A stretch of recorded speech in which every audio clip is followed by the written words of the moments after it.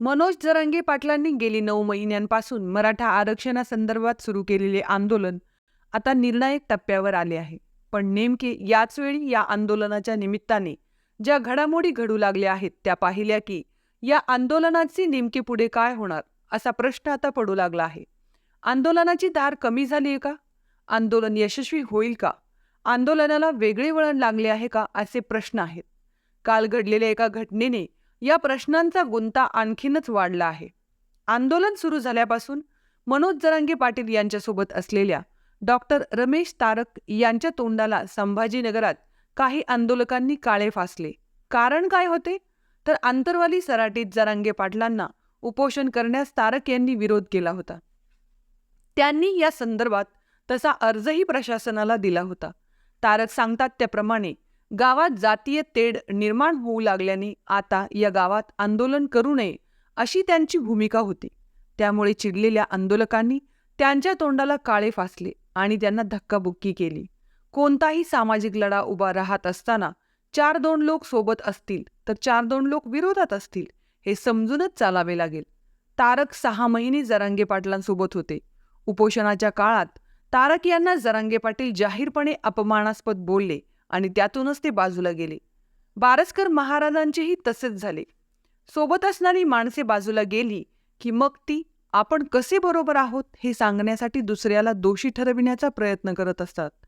Doctor तारक यांच्या बाबतीतही असेच घडले असण्याची शक्यता आहे. तारक यांनी आंतरवाली सराटीत आंदोलन करण्यास विरोध केला असला तरी गावातील इतर लोकांनी जरांगे पाटील यांना पाठिंबा दिला.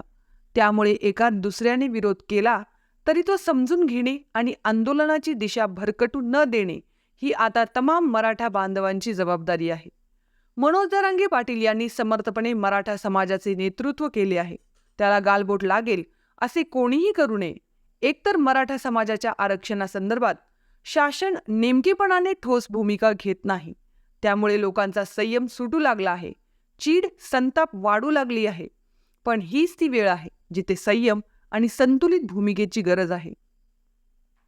आता हे आंदोलकांनी चिडून केले असले तरी अतिशय शिस्तबद्ध पद्धतीने चाललेल्या आंदोलनाला गालबोट लागलेच. शिवाय मनोज जरांगे पाटील यांच्यावर टीकाही झाली. विरोधकांनी याचे भांडवल केले. जरांगे पाटलांना विरोध केला की बघा काय होते असा संदेश यातून गेला. मुळात जरांगे पाटील यांना याची माहिती होती का? त्यांनी असे काही करायला सांगितले असेल का? त्यांची याला संमती असेल का? तर जरांगे पाटील असे काही करायला सांगतील किंवा याचे समर्थन करतील हे अजिबात शक्य नाही. स्वतः तारक यांनीही बोलताना यात कोणाचा हात असेल असे आपल्याला वाटत नाही असे म्हटले आहे. पण आंदोलन करणाऱ्या आणि जरांगे पाटील यांच्या पाठीशी खंबीरपणे उभे राहणाऱ्या लोकांनी संयम बाळगणे आवश्यक आहे. या त्यांच्या कृतीमुळे मराठा विरुद्ध मराठा असा संघर्ष आता सुरू झाल्याचा सूर उमटू लागला आहे. 9 महिने आंदोलन यशस्वी करणाऱ्यांनी आता शेवटच्या टप्प्यात संयम सुटणार नाही याची काळजी घेणे आवश्यक आहे.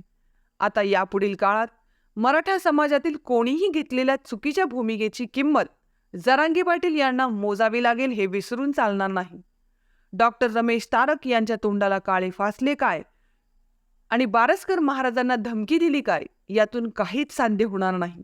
आरक्षणाचा लढा आहे आणि लढाई शासनासोबत आहे हे विसरून चालणार नाही.